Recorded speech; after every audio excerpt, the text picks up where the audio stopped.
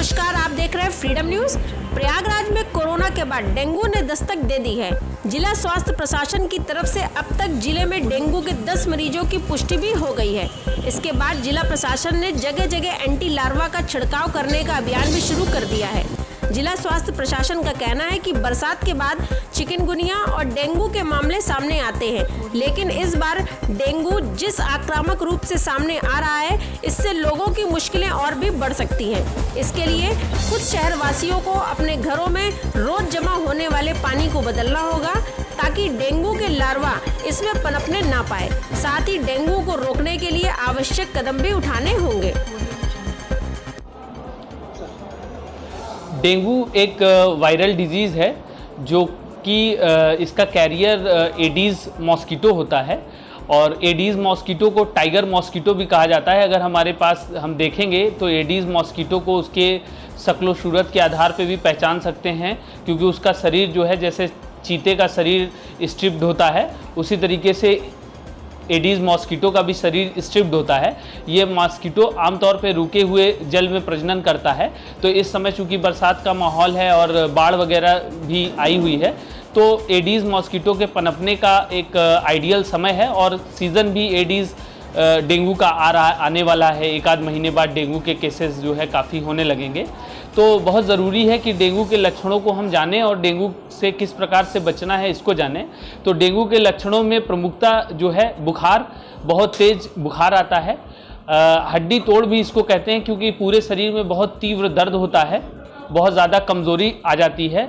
कभी कभी प्लेटलेट की कमी की वजह से मसूड़े वगैरह से ब्लीडिंग हो जाती है, जिसको ब्लीडिंग गम्स बोलते हैं। शरीर पर लाल लाल चकत्ते जैसे बन जाते हैं और कभी कभी डेंगू शॉक सिंड्रोम के भी लक्षण आते हैं, जिसमें बीपी बहुत ज़्यादा लो हो जाता है, शरीर में सेप्टिसीमिया जैसे लक्षण आते हैं और बिल्कुल आदमी बेहोश और जो है बदहवाश हो जाता है। अगर कभी किसी व्यक्ति में बुखार आता है तो जब भी सीबीसी की जांच की जाती है और प्लेटलेट की संख्या कम होती है, तो हमको ये सोचना चाहिए कि ये इन्फेक्शन डेंगू का भी हो सकता है। और इसके लिए NS1 NS2 एंटीजन की जांच होती है, जो सरकार द्वारा निःशुल्क जो है सभी सरकारी अस्पतालों में प्रदान की जाती है। तो व्यक्ति को तुरंत जो है जाकर के सरकारी अस्पताल में योग्य चिकित्सक से परामर्श लेना चाहिए। डेंगू बहुत खतरनाक है। यूँ तो डेंगू के अधिकांशतः मरीज जो है सामान्य इलाज से ठीक हो जाते हैं, लेकिन कभी कभी कुछ मरीजों में डेंगू बहुत विकराल रूप ले लेता है और ऐसी दशा में हेमरेज और शॉक की वजह से मरीज की मृत्यु भी हो सकती है। तो डेंगू को हमेशा गंभीरता से लेना चाहिए और यदि अगर डेंगू व्यक्ति को डिटेक्ट हुआ है तो उसको अपने प्लेटलेट पर नज़र रखनी चाहिए और फिजिशियन से लगातार दिखाते रहना चाहिए।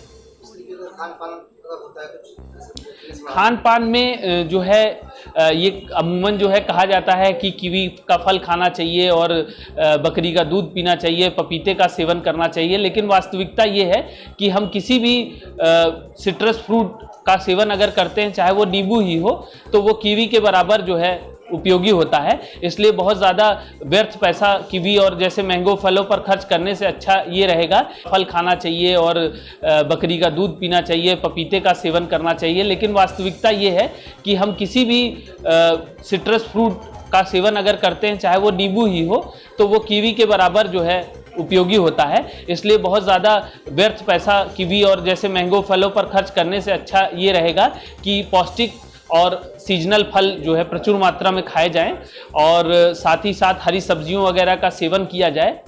और बचाव इसमें मुख्यतः रहता है मच्छरदानी वगैरह का प्रयोग करें और अगर जो है ऐसी जगह पे हैं जहाँ मच्छरदानी का प्रयोग नहीं कर सकते हैं तो लिक्विडेटर, कॉयल या फिर जो है त्वचा पर लगाई जाने वाली मच्छर निरोधक क्रीम का प्रयोग कर सकते हैं। जमा हुआ पानी जो होता है वो बहुत खतरनाक होता है, जैसे कूलर वगैरह में जो पानी इकट्ठा हो जाता है या बाढ़ग्रस्त इलाकों में जो पानी इकट्ठा हो जाता है, वाटर लॉगिंग हो जाती है।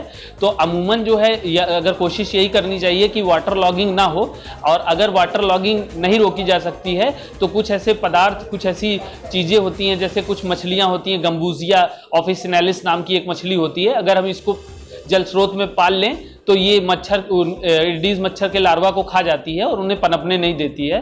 तो इस प्रकार की विधियों का और रासायनिक विधियों का भी प्रयोग कर सकते हैं मच्छरों को फैलने से रोकने के लिए। बाकी कोशिश यही करनी चाहिए कि छोटे मोटे जो जल स्रोत हमारे घर में बन जाते हैं उनको जो है उनमें बहुत समय तक पानी को स्थिर रूप से ना रहने दें। मेरा नाम डॉक्टर राकेश कुमार पासवान है। मैं मोतीलाल नेहरू मंडलीय चिकित्सालय काल्विन अस्पताल में हूँ।